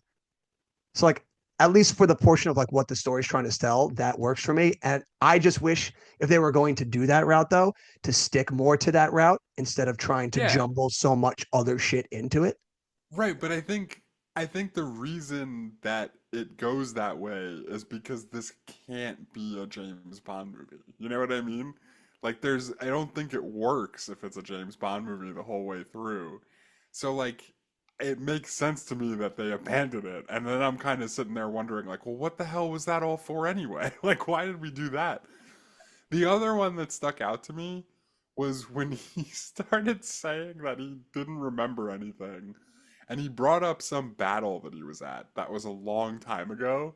I was like, he's just Wolverine. Like that's he's just like that's all he is. He's Wolverine. Like he's like really old and he's fought in all these battles and he's kind of like a gun for hire who's like doesn't have a home, you know? I mean, in movies like this, you have to be very careful about straddling that line because if you jump the shark, you know how quickly you're going to lose your audience. And I can't see a world where they went through any edits and writes in this movie where they thought it was a good move to just make him the angel Gabriel. Wait, Like, is that what he is? yeah, yeah, at the end, the Dracula like tells him, he's like, you like fought with me back then, like you're like an angel, and like he's like the devil. I didn't realize that he was literally an Yeah, angel. when And they're yeah, like his name fighting is at the end, Gabriel in the yeah, like movie. it comes up that he's like the angel Gabriel. And it's just That, like, and that's as soon as nuts. that happens, it's just like, it's like, dude, you're on a fucking thin ice to begin with. Like, what? Like, what? Like, Yeah, it doesn't make excuse any me? sense. It doesn't make any sense. Because it's just like, you're already asking so much of me to just forgive in this movie and like just roll with it and just believe exists within this world. And for a movie that's already throwing in like monsters and vampires and werewolves and all that shit to then also be like, oh yeah, the guy hunting them is the archangel Gabriel, Yeah, I'm but he literally doesn't on know he's that is I'm fucking on the insane. verge of shutting out here. Like I'm on the verge because like you're telling me that the Archangel Gabriel couldn't kill Dracula, like the Angel of Angels couldn't kill him. He needed to turn into a werewolf to be able to kill Dracula. Like what? If there's a god and we're playing by rules, how can Gabriel not kill Dracula? I don't get it. It doesn't make any sense. It's absolutely insane, and I just I don't understand why to throw that in there. Like, why can't he just be Van Helsing who hunts Honestly, monsters? executive soup, dude. That's what it feels like. It is. They're like, This we're going for kind of a religious theme in this. People love yeah, angels. Did you see that John Travolta movie? Like, this movie is just an incoherent mess. And it's a mishmash of ideas that none of them work together. When really they should have just focused on one thing. Like he's there to hunt Dracula. I we do this sometimes where we talk about how we would have done things differently. I don't even know that he should have been hunting Dracula in the beginning. I think this movie works better, and it's kind of how they started off, where he should just be trying to protect Kate Beckinsale. That's all he should be doing. Like they should send him to go get her and bring her somewhere safe, right? Like That's because not, if the yeah. whole idea is they don't want her family to like die out and never go to heaven, which it turns out was their whole deal to begin with. So like I don't know why like they're so upset if it happens. Like that was like their whole caveat, and now they're like, nope, but we can't let it happen. You sit there and think about it, that's all like every plot point in this movie is fucking insane. You have to go get like listen to what you just said. Like you have to go get her because if Dracula kills her, then her entire family that are already dead, their whole entire descendant line doesn't get to go to heaven. Right, Like right. All I want now is a scene of the rest of the family in purgatory, like watching, like on like eggshells. Yeah, right, right. There should have been more of them, honestly. I probably would have liked this more if there was Like, more of them. and that's another thing that really drags this movie down is when you have a movie that's so convoluted and an incoherent mess like this, you don't really get to play in the world as much as you are just explaining the world at every fucking turn Yeah, and that's because a pitfall nothing that I makes think this sense. right. That's a pitfall I think this really falls into where like this movie doesn't have a story in the way you or I would recognize it. Like Yeah, there's nobody learning anything. anything in this Stuff just whole movie. happens. Right. A bunch of stuff just happens.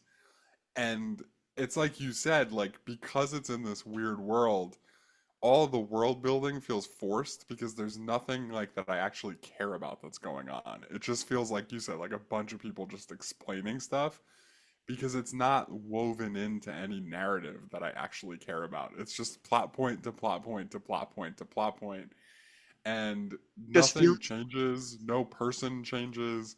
Frankenstein's monsters in there for some reason that I can't really comprehend. Like, all just feels like them shoehorning in everything they possibly can. Like, why did there have to also be werewolves in Transylvania? Why are werewolves the only thing that can kill Dracula? Like, yeah, well, this is something I wanted to bring up too. Like, when did the whole werewolf vampire thing start? Because that's like a thing, right? That like werewolves and vampires are opposed to each other, and or like that fighting in like a werewolves hunt down vampires. like Like, Underworld what is the is first movie I can think of that really brought that to the forefront, but I don't know if there's like literature or lore that goes back Yeah, before I that. feel like it's from somewhere because it's literally in like every single one of these movies. Is there's like some kind of weird dichotomy between werewolves and vampires? Like, it makes sense to me that werewolves are in there. Frankenstein's monster is like a whole out of left field thing, and then it feels like they're really trying to shoehorn him in. Like Dracula's plan doesn't make any sense to me. I was Like he's literally trying to just have going I kids, was I just going to guess. ask you. I was just going to ask you, like, explain Dracula's plan to me and have it make any fucking sense. Like, what Well, is you see, Dr. Frankenstein figured out how to bring dead people back to life when he made Frankenstein's monster. And Dracula and his brides have kids, but they're dead, question mark? So he wants to bring them back to life, even though they've never actually been alive. And they just throw that away with there's one throwaway line where Kate Beckinsale's like, yeah, it makes sense. He's dead, his brides are dead. Of course their kids are dead. And I'm like, I guess so. Like, I don't know. and also Is just that of like course? Like, can they even have kids? I don't understand. they don't even add like a layer into it to like make it make sense because it's like you don't even give it like a little layer. It's like, all right, Dracula wants the kids like alive because like he feels he's lonely and he wants to be a father or something. Like it's literally just like I want the kids alive. Okay, but what are you gonna do when they're alive? And they're like, I don't know. Like I don't know. He just What, wants kids, man, I I guess. just need I these mean, kids to be really, alive. who among us doesn't want to start a family, TJ? Like, No it's so comment. No it's comment. so stupid. It It's doesn't so make dumb. any sense. It makes zero And sense. like it feels like that plot line only exists to put Frankenstein's monster in the movie. Absolutely. That's what it It's feels like it's there like for. It's this like a movie. way to make him fit into the story, even though he has no business being anywhere near this. This wasn't like let's write a movie about Van Helsing. This was we want to throw all three of those monsters into one movie. How do we do it? And someone was Right, like, which it's well, what if like Dracula uses Frankenstein's monsters, formula to bring his like dead kids to life? Like, yeah, why? and And they're like, they who still knows haven't why? succeeded in doing this to this day, by the way. Like they've been trying to do it all the way back since 2004 and they still haven't done it right. They just can't get it right. And I They don't were think you can close get with it right. Russell Crowe as Dr. They're, Jekyll and Mr. Hyde. They were close. all right, easy there, guy. That's a few years away. We'll get there. It's it's not a world or a cast of characters that I think lends itself to being in one movie together. It just doesn't work. It's a mishmash of ideas. There's too much different lore between them to really cohesively bring it together, and you're just left feeling jumbled. I will say though, Jim, more so than all the rest of the stuff we've just talked about, the biggest crime this movie commits being 2 hours and 12 minutes. Yeah, no business being that long. Yeah. Zero business. Like when I first looked at, I like in my head, I was like, all right, like this movie's gonna be rough, but it's probably like an hour and 45. And then I pulled out the DVD and saw it. It said 2 hours and 12. And I was like, in what fucking world, man? What Yeah. what do you have that's gonna take two For hours and 12 starters, minutes? just cut out the whole thing about sending Frankenstein back to the Vatican or wherever they were going to send him, and Cut that out stupid the masquerade masquerade ball. ball. Yeah, all None that. of it went anywhere. Zero reason for any of that. Talk about $160 million budget. How long do you think it took them to film that fucking masquerade ball that's in the movie for all of 4 minutes?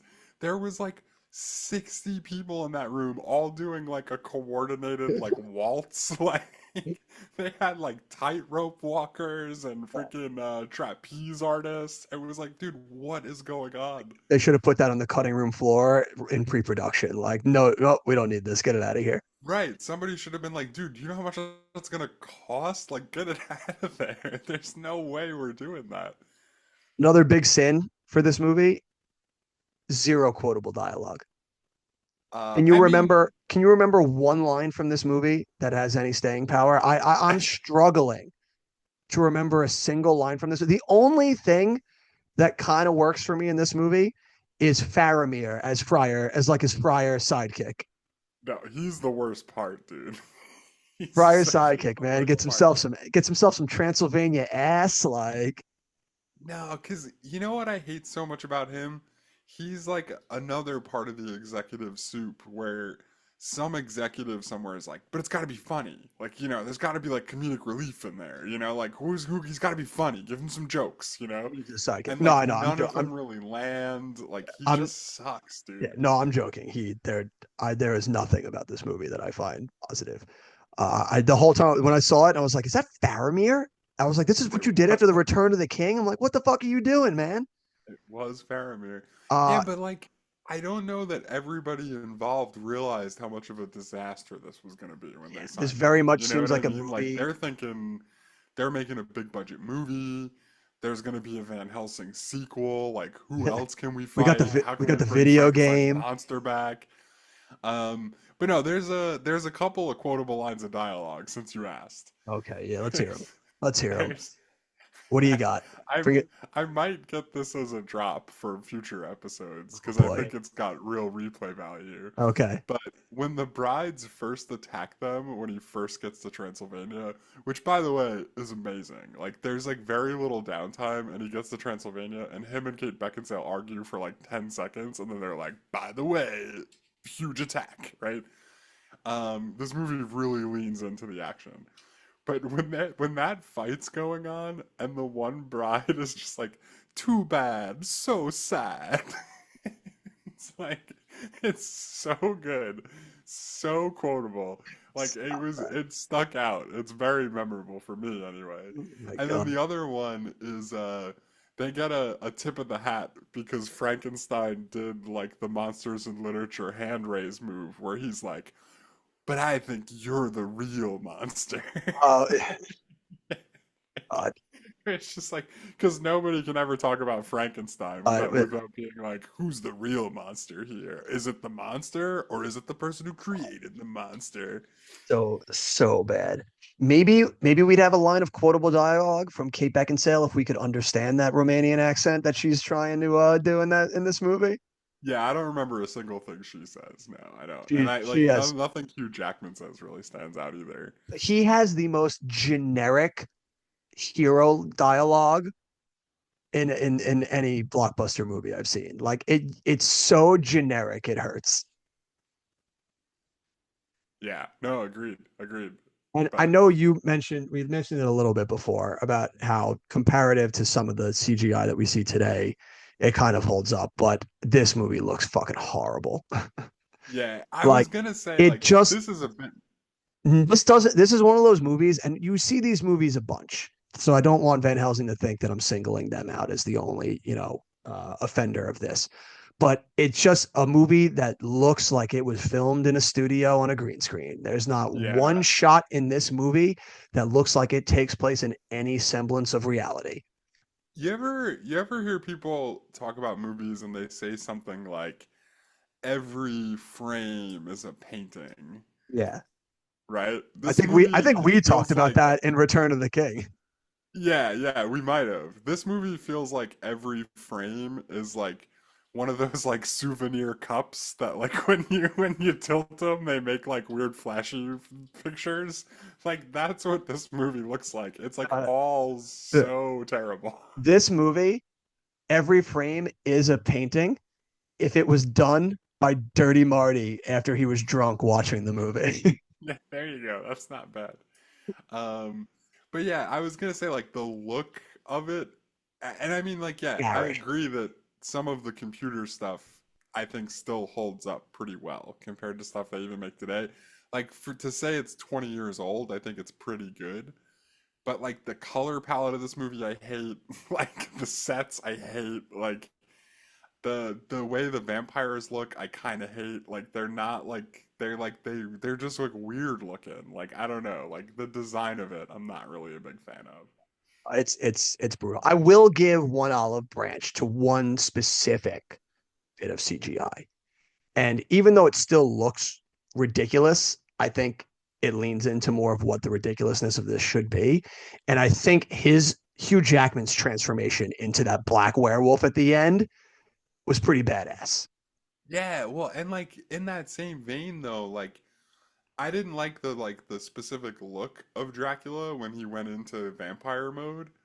But I thought that the way that they like some of the transitions, like there was one part where he changed from the big vampire with wings back into a human, Mm. and it was so fucking smooth for 2004, it felt like. Like if you're telling me like the Scorpion King, the Mummy Returns came out what, like 2 or 3 years before this? Yeah. And it's like crazy to think that that's what the Scorpion King looked like in that movie, and in just a couple of years we went from like this vampire monster like morphing back into a human and it looked real. You know what I mean? Like as real as it could look back then, I guess. No, there is moments, and I think it looks like that the majority of that budget went towards that ending scene because that's where the CGI worked the most for me. Yeah, I mean I would have said that until that person said that Frankenstein's monster was entirely CGI. That actually Don't looked pretty good too. I I, I wouldn't have thought it was. I don't think it was. I don't know if I don't that's think it like was either, but I don't maybe think that's that's the real true. sign that it was good. They totally fooled us. Maybe Because like for I the most part, it guess. looked Yeah. like a dude in a costume, right? Yeah, that's right. They just look like a dude with like a lot of fucking makeup on him. Like I'm sure there Like was I'm sure like when his moments. brain opened up and Yeah. stuff, it was Like I'm sure maybe there's some stuff going moments on, but that CGI enhanced, but I'm sure it was still like a dude in a suit as like a frame of reference. Last big thing that I have to wait, hold note. on. Okay. One more quotable line. Okay, yeah, let's hear it. Because they're coming back to me now that we're talking Yeah, about it. yeah, yeah, sure they are. You're just When pulling this out of your ass. when Dracula's like, "What did I teach you, Igor?" And he goes, "Do unto others before they do unto Oh me." my god. Yeah, it's so fucking horrible. That one So actually amazing. that reminds me of one in the beginning when Dracula turns on Dr. Frankenstein and he's like, Igor, help. And Igor's like, sorry, he pays me. Yeah. Fucking Like stupid. but again, it's like it's all like what the one star reviews were saying. Like all that stuff feels so stupid and so cliche. But I love it. It's Like I will quote it's that forever. it's so fucking Do silly unto others before they do unto to me. me. It's fucking dumb. Just classic. Oh god, it's so funny. My last note that I would be remiss if I did not talk about it is of all the insane moments in this movie, I cannot think of anything more insane than when Van Helsing burns Kate Beckinsale at the end and then sees the outlines of her and her family in the sky, in the Yeah, because they made clouds. it to heaven. They made it to Yeah. heaven. They did it. And they let him know that it's all good, buddy. It's all Yeah, good. they did it. Hundreds of years of Valeriuses. Was that their name? Sure. Yeah, totally. Absolutely. But like that moment, I cried laughing because it is so hilariously silly. Yeah, it's like the Return of the Jedi Force Ghost moment Uh, where Yeah, they're like, and look, it's everybody and everyone lived happily ever after. yeah, and I can't think of a more perfect ending for the last 2 hours and 10 minutes of that piece of shit that I sat through than for that to happen. Like, of course Yeah. that happens. This is a small thing for me, but it did something that I really hate when movies do this, when the whole plot basically comes to like a screeching halt. You know what I mean? Like there's no more advancement to be made. He just saved Kate Beckinsale. I believe it's like right after he gets her out of the masquerade ball. And the guy Faramir wakes up after like with his Transylvanian woman with him, and he like stumbles into like a pillar and like unearths the He painting, and it's like, oh my god, we just cracked the case. Like just cracked it's this the bad boy worst. wide open.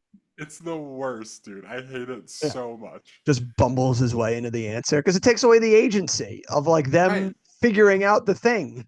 right. The movie's like, I've really painted myself in a corner. Guess it's time for somebody to stumble into a trap door. Especially because like they didn't do really any in research to figuring out like the answer. Like they were just like fighting shit. And then he bumbles his way into that and it's like, hey, we figured out how to kill him. It's like you guys weren't even looking.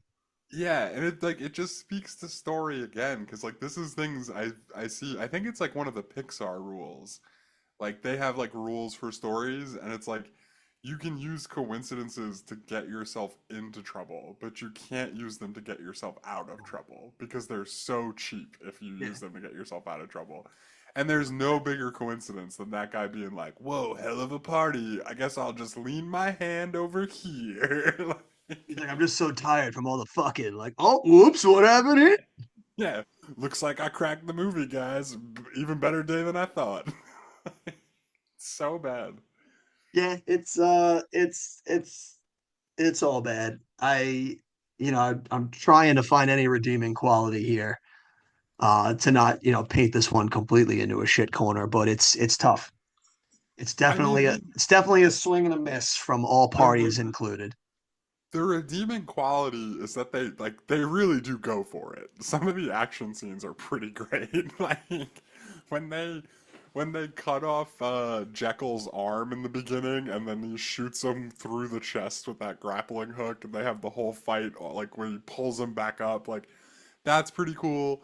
I love when Hugh Jackman does the trapeze act to save Kate Beckinsale at the masquerade party, or when Faramir does the like the Pat Mahomes throw while Kate Beckinsale's like swinging through the air. How good Like that all throw is right now. yeah, I mean there's some real achievements that are happening. Like a lot of those things are pretty great visually. They're just in the middle of a giant pile of shit, which doesn't help, you know? I mean, yeah, I guess if there's anything you can still put in Steven Sommers' favor, it's the man does know how to stage some action. Because yeah, the scene when they're on the horse and buggy is pretty solid too. Yeah, right. Yeah, when it's like And a that trap and the thing blows up and the stakes go through the lady. Yeah, I yeah, totally and get that it. that ending fight when he's the CGI werewolf and Dracula in his vampire form is pretty sick. Yeah, so I mean there is redeeming qualities. It's just unfortunately Bogged they're down in the by middle of a real, like we said all the way back at the beginning, they're in the middle of a real fucking mess. in the middle of an incoherent mess. And when your movie's 2 hours and 12 minutes, it's tough to suffer through that to get to those small slivers of gold. Exactly, yeah. Yeah, I don't know if I have too much else for Van Helsing other than that. Yeah, I would say about the same. So let's go take a look at some IMDb. Boy, We're gonna start as always with some awards. yeah, I was gonna say, dude, there's no way. Like, unless like the only award you got to say out loud is Razzies. I swear to God, if this thing won I actual mean, awards, we shall see. I'm gonna go click on the thing right now. if It's it's nominated for. It's got 3 wins and 21 nominations. It's way too many. And I will tell you right now, I'm going through this list. I do not see the Razzies anywhere. Would the what I Razzies take a do year see- off? What I yeah, that's the only explanation. What I do see is one that we've come across a few times that's in the same vein as the Razzies, and that's the Stinkers Bad Movie Awards. Oh, the stinkers were like, I got it from here. Just saying, they could have done a little bit of more work on the name. They could have done. It's not really. They really phoned it in for a movie they're trying, like for an award show that they're making fun of bad movies. They really phoned it in. Like, that's the joke. Much like the Is it? movies, we Is it also the phoned joke? it in. Trying to give him an olive branch here. So let's see. Let's do the Stinkers Bad Movie Awards first, right? Sure. So it's nominated for Worst Actress, Kate Yeah. Beckinsale. Oh, we know the one stars are happy. Right, terrible as always, according to, was that Dirty Marty? No, Dirty Marty No. was the one who was like outside her Yeah. house. Dirty Marty's the creep. He's right now he's writing a scathing review to the Stinkers Bad movies. Yeah, also nominated. I mean, I'm just saying, I might have bigger problems with the Stinkers Bad Movie Awards than just the name. Okay. Also nominated for Worst Actress, Meg Ryan from Against the Ropes, just travesty. The Olsen twins get nominated as a combo for Oh my New God. York Minute. Not even- it's like there's Not even good like, enough to be a separate entity. Right. Mary Kate as Olsen and Ashley Olsen with like a hyphen gets nominated. They're for like New a- York Minute. They're like a thing monstrosity. They're just like two halves of one monstrosity. Right. They do the fusion dance and turn into Elizabeth Olsen, and like that's when they're at their strongest. I'm just saying, we've never seen the three of them pictured together. Yeah, I mean they I'm not- are related though, right? Yeah, they're Aren't sisters. they like They're sisters? sisters. Yeah. Now listen, we're not saying they're all one person. We're just asking. We're just asking the questions here. Talk about a tortoise and a hare, dude. Yeah, right. Nobody had that one coming. Nobody saw that one coming. That Coming out Elizabeth like Olsen would be the biggest star. Coming out as a dark horse. Elizabeth Olsen. Also nominated Taya Leone in Spanglish. Yeah, that tracks. Which, all right, I'll give you that one. Stinkers Bad Movie Awards. Stinkers may be onto something here. Kate Beckinsale for Van Helsing, and they all lose to Halle Berry for Catwoman. Yep, well deserved. Yeah, for Catwoman. Kate Beckinsale also nominated for Worst Fake Accent Female. There we go. That'll do it. Again, Meg Ryan from Against the Ropes is nominated, which I really need to, like, what accent is Yeah, Meg now I gotta Ryan go back and on see. Against the Ropes? Yeah, see what accent she does. Like, she's not just like a white lady in that movie? I don't understand. She just speaks hood.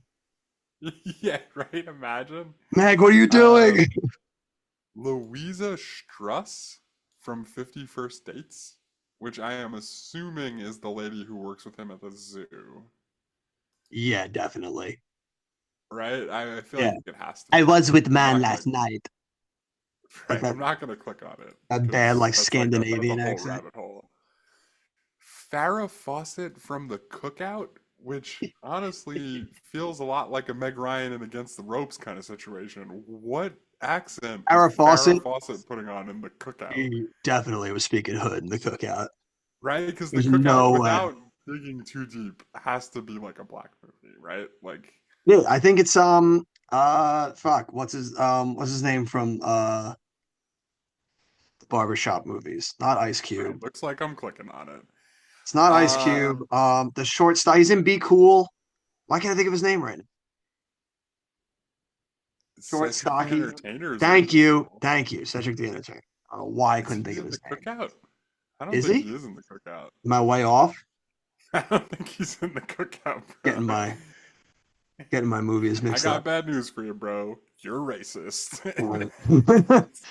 What have I done? No, it's written by Queen Latifah. Ja Rule's in there. Tim Meadows is in there. Dude, not since 9/11 have I been so curious to see what Ja Rule's been doing. But yeah, I can only imagine what Farrah Fawcett's doing in this movie. Yeah. I kind of want to like go look really fast and see. Unless they have her being like the Karen. Yeah. She's doing like a Or no, Karen I like voice. if she's not the Karen, she's got to be like really offensive, right? Like Probably, I would imagine so. it seems like she's just doing a southern accent, so it's like not Okay. Wow, we were both we're not anything what we hoped and dreamed it would wow. be. So now we're both God, that would have been racist. great. Kate Beckinsale's nominated for Van Helsing. I think this is another like dual winner here. Rosario Dawson and Angelina Jolie both win as like a combo for Alexander. Oh yeah, yeah, that'll do it. That will definitely do it. What accent are Uh, you even speaking in, Alexander? I don't know.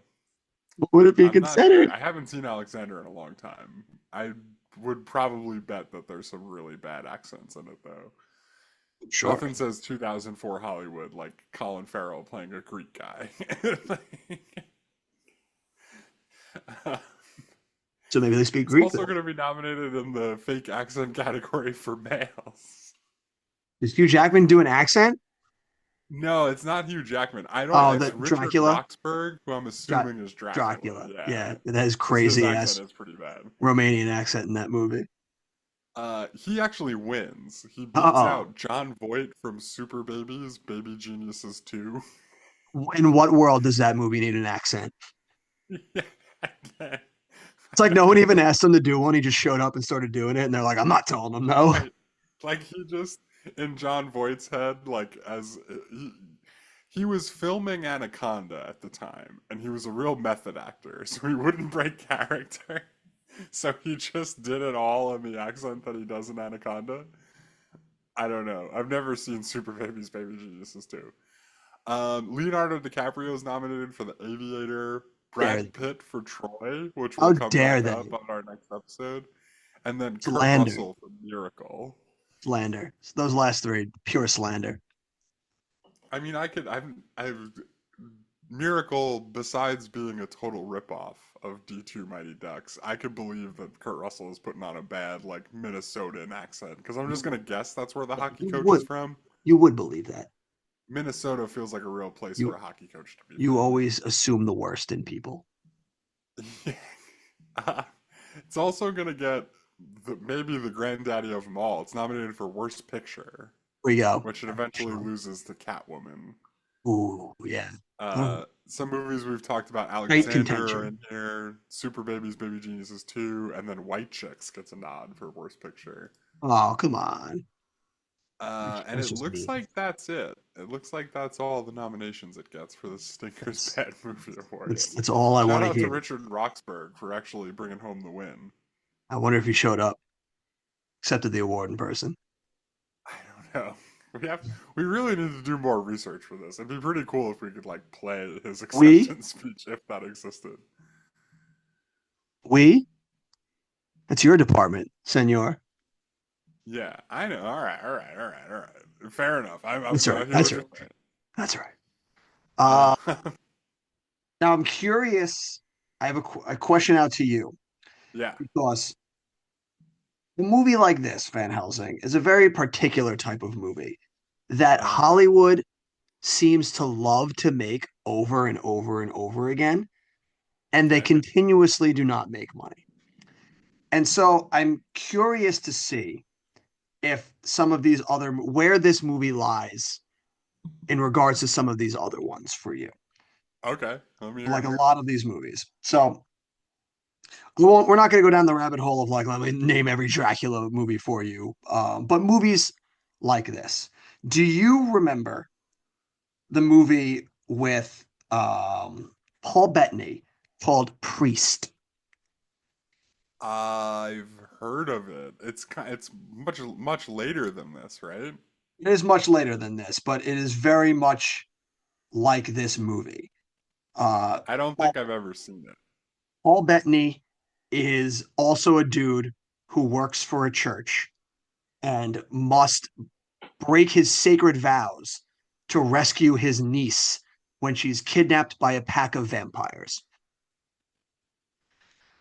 And it looks like Van Helsing. It plays like Van Helsing. It is atrocious. Yeah, I bet. So yeah, I mean, I don't know. I've never seen it. I can't take a stand. What year did that come out though? That was 2011. So almost, I'd be interested to see if they spent $160 million making it.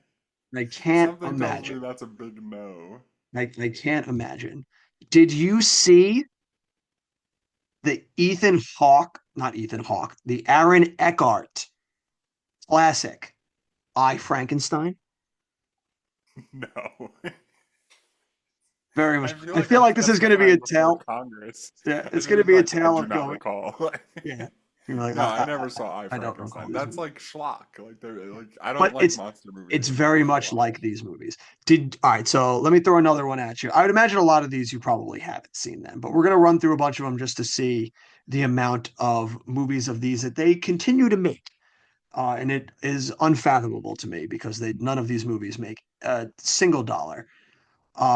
We've got Abraham Lincoln, Vampire Hunter. I have seen that movie. Um, I would take Van Helsing. I I would really also hate take. Abraham Lincoln Vampire Hunter. I know I saw it, but I don't remember a thing about it. Except the fucking sick voiceover that Abraham Lincoln gives. And I remember being so pumped for that movie because his voiceover was like so dope. And then the movie Yeah. was like ass. Yeah, that whole like it was like peak. I mean, you remember these times. It was peak when like being random was cool. You know what I mean? So it was like Yes. Abraham Lincoln, Vampire Hunter. Bet you didn't see that coming. It's like I hate you so much. Stop. Pride and Prejudice and zombies. Right, It's like, exactly, please stop. exactly. Yeah, please Yeah, stop. like I've had enough. Um, did you ever see Victor Frankenstein, the Daniel Radcliffe James McAvoy vehicle? No, Oh, Jim, no, I Jim, didn't. you are just missing out on leagues of entertainment here. No, see, like this is like you're getting to the heart of what I really don't like about Van Helsing, and like you said, like why they like how they keep making these. I don't like a monster movie that's dressed up as an action movie. I don't like it. You know what I mean? Like I'll take a movie like Nosferatu that's like creepy and weird because that's like what I'm looking for if I go see a Dracula movie. You know what I mean? Like I don't like the whole like, but this time they're superheroes. So I guess you wouldn't take the Vin Diesel vehicle, the Last Witch Hunter. No, but I would take both Chronicles of Riddick movies. I don't know if you're gonna bring those up, but those count. No, no, I don't see those ones hitting in here right now. Um, Now I know you did mention it a little bit before. Would you take the 2017 Tom Cruise vehicle, The Mummy? Yes, I would take The Mummy over Van Helsing. It also would, just because, Just on the back of Tom Cruise and yeah. Christopher McQuarrie. You're gonna have to do a lot better than Van Helsing to get me to pick against those two guys Mhm. working together. It's no, it's fair. I'm with you on that one. And then I guess we got this. Oh no, here's we got another one here. Legion. Do you remember Legion? I do. Isn't that also Paul Bettany? Yes, Paul Bettany is in that. Dennis Yeah, he Quaid. plays. Does he play Gabriel? I think I he plays honestly think he, Archangel yeah, I Gabriel. honestly think he does play Gable in it. I would take Legion. Yeah, I would take Legion. And I remember Legion being pretty good. Because that movie's not really about vampires. They're like not pretending that that movie is about Not so much vampires and that it's vampires, but about it's heaven and hell. It's about heaven and hell. He's like a vampire yeah, but protecting it's like a baby question mark I think so. But it's similar in like the color or an palette angel. I of called this him a movie. vampire, I think. Yeah, no, I knew where you were going. Similar in tone and color palette, I feel like. Now uh Maybe. I think Legion's a bit like darker if that makes sense. tone wise at least. Now I got one last one here for you. I know your answer, but we'll say it anyway because it's, people have mentioned it already. The League of Extraordinary Gentlemen. The League of Extraordinary Gentlemen. Easy. I, It's I not even close. figured. Now they added this one here, but I don't know if this one doesn't feel like it quite fits in the same vein as this is. But they put Rain of Fire on here. Rain of Fire. I And Yeah, I don't see it. I I don't see don't how it's that's, similar at all. don't know I that mean, I I guess they're both like action movies in a sense, but one of them is leaning more heavily into.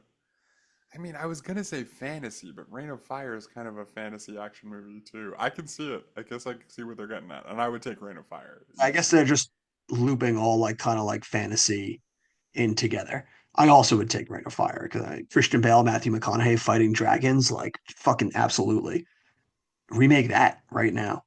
And yeah, and that's yeah, but it is hilarious that they continue to make these movies, and every single one of those movies we just mentioned, I don't think a single one of them made money. Yeah, I mean, I could agree with that. I would bring one more up that I am Okay. actually interested to see if it's. I don't know if we've passed it already. It might be one that we have coming up.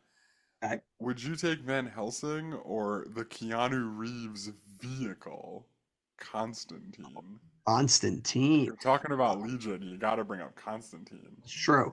I would take Constantine, though I can't tell you the last time I watched Constantine. I don't remember much about it.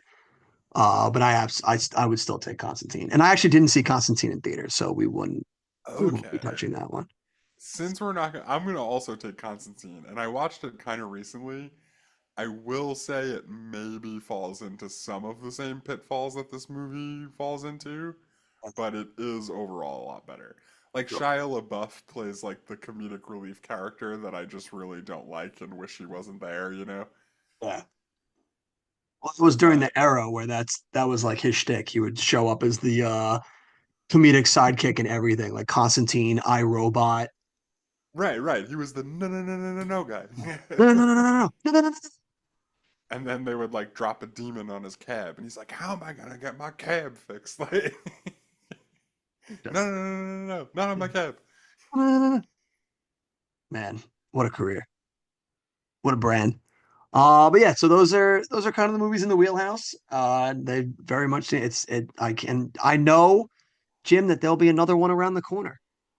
Like if there's one certainty in life outside of death and taxes, is that there will be another shitty monster fantasy movie around the corner. And Yeah. I'll be there to see I it do because I hate myself. we don't have to dig into these, but I do just want to point out that Van Helsing was nominated for one MTV Movie Award Stop it. What and they get? What? 16 Choice Awards. Absolutely not. I'll And let you say the I'm not gonna go through them. I'm not even gonna tell you what they were. Feel free to look them up at your leisure if you want. But I'm just saying, maybe the Teen Choice Awards are for sale. Maybe. I would absolutely Like, say they're for sale. allegedly. I A am lot of alleging it, but allegedly. allegedly. Although I mean 14, we did say that 14-year-old me, this was kind of right up his alley. So I could see maybe the Teen Choice Awards, a bunch of morons there. They're like, yeah, of course Van Helsing hit 16 nominations. Let's go. Yeah, I guess so. I don't know. But we I just wonder how much of it is like these are the movies we want you to see, teens. yeah, So we're gonna make sure they're nominated for some Teen Choice Awards. And then Universal's really like quick, Universal's like, hey, you know, $100,000 just happened to fall off the back of our wagon and into your pocket. How's Van Helsing looking for the Teen Choice Awards? yeah, it's fair. Allegedly, Um, allegedly. right, allegedly, that's what Listen, would we're not happen. saying that happened. We're just asking the questions. Right, we're just asking, can you buy a Teen Choice Award? Like, um, well, We're can you buy a we're nomination? I we wonder how can. much the nomination costs versus the win, you know?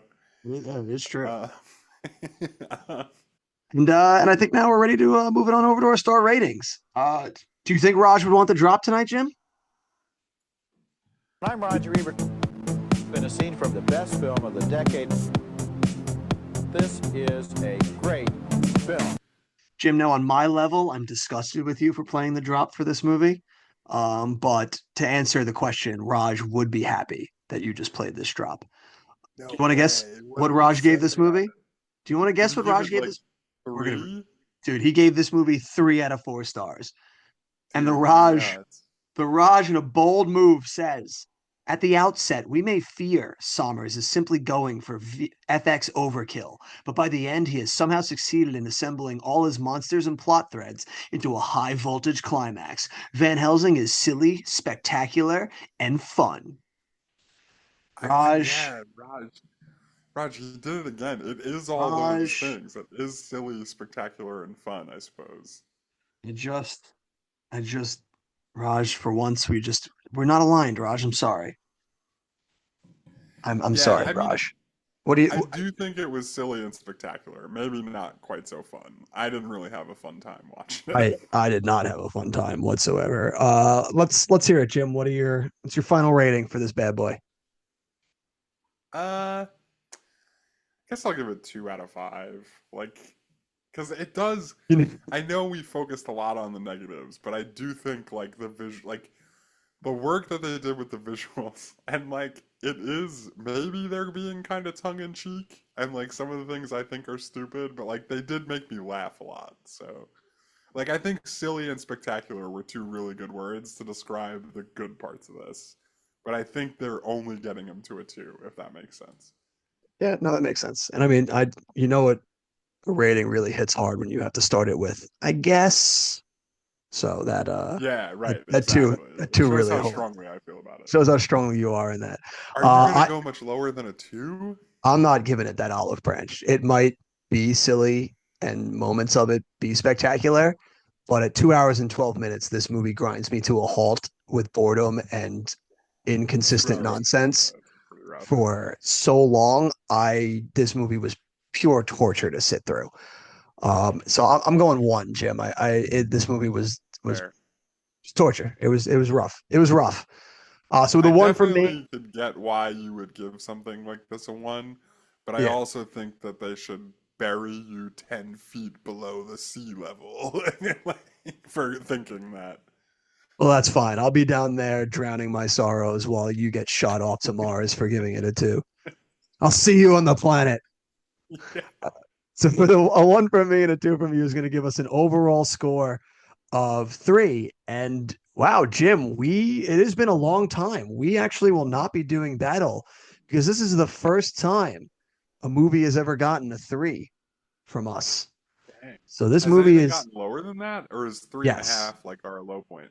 No, Jim, we've gotten way lower than a 3. How soon you forget the terrors of Kung Pao Enter the Fist and Texas Chainsaw Massacre and Kangaroo Jack Okay, and yeah, a that's few other fair. films. See, like it Uh, is you like. Let's talk about that for a little bit though. You would put it ahead of all those though, right?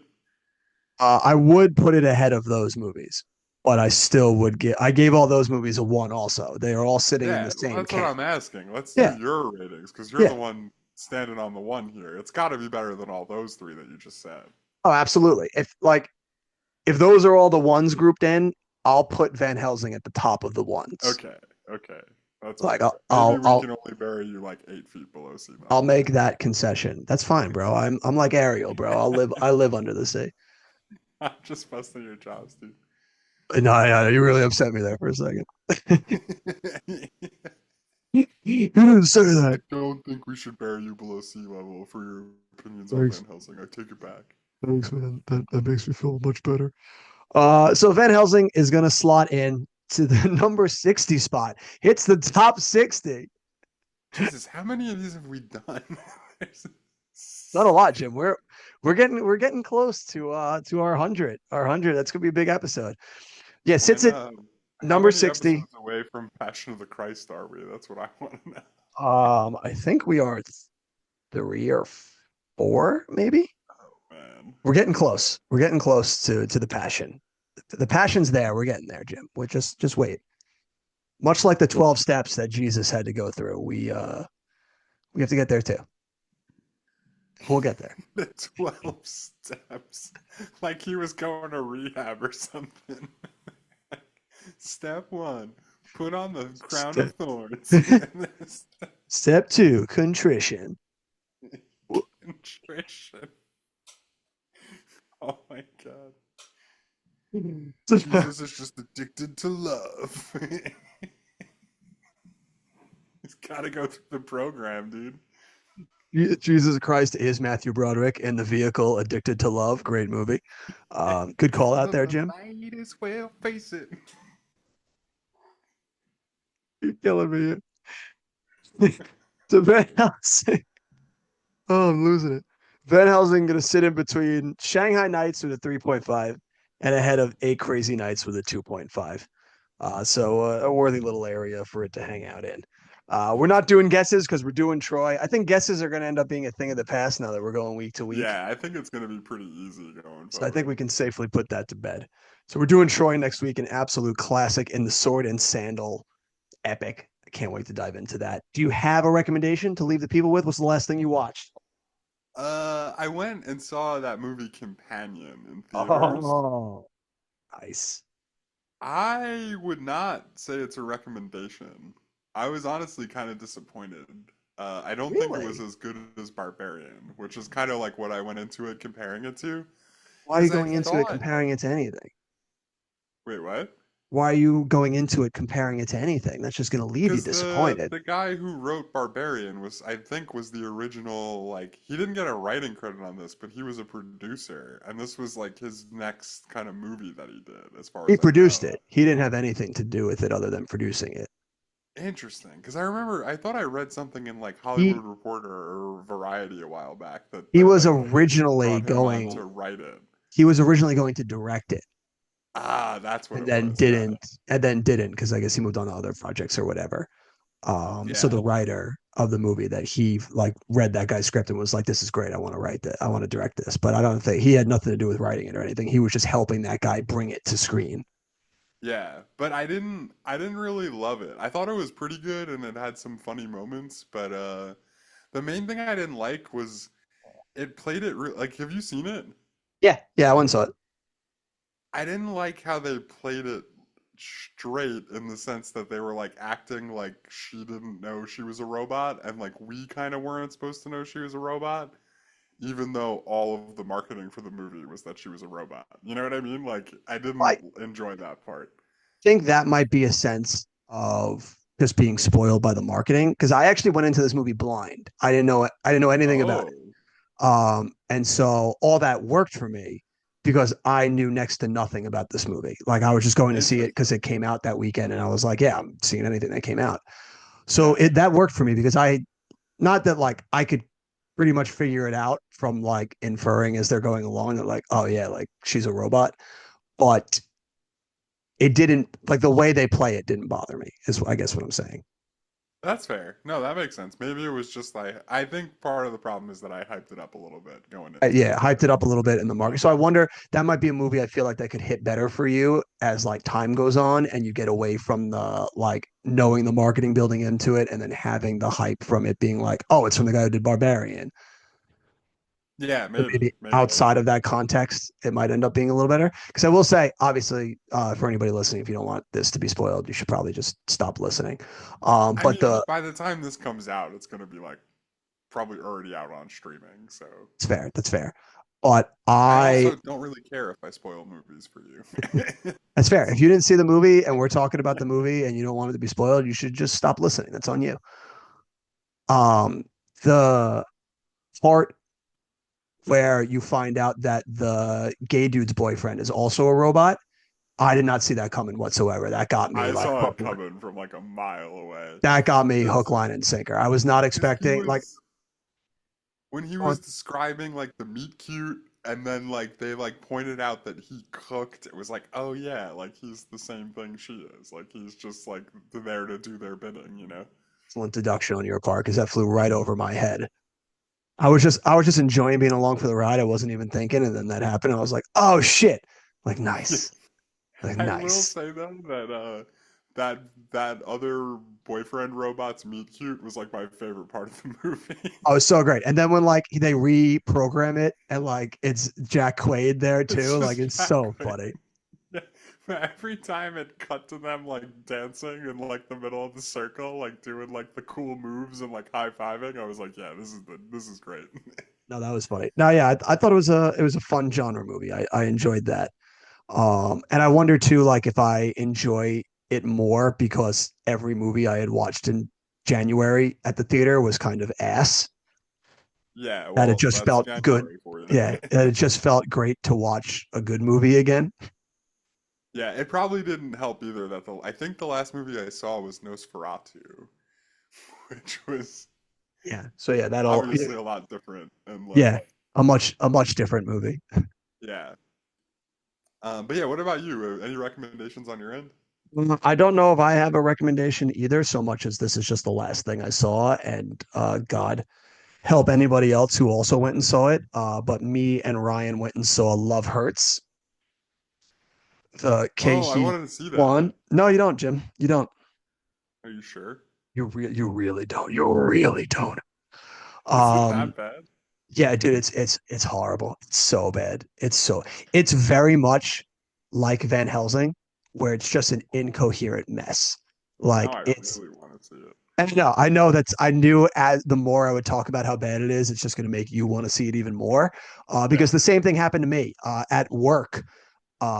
Just happened to be passing by the theater as it was exiting a show, and a guy came out and unprompted just looked at me and said, "Don't see Love Hurts. I should have got a colonoscopy instead."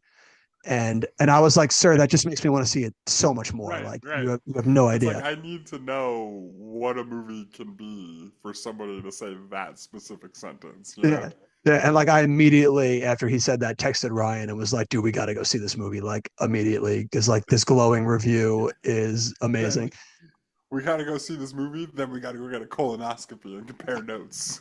I compare. And Which one was actually better? yeah, I don't know that I would pick a colonoscopy over sitting through an 80-minute movie, but it was pretty bad. It's rough, and it's a shame because I love Ke Kwan.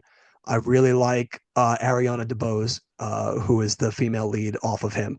Sean Astin is in it, so him and Ke Kwan are reuniting after the Goonies.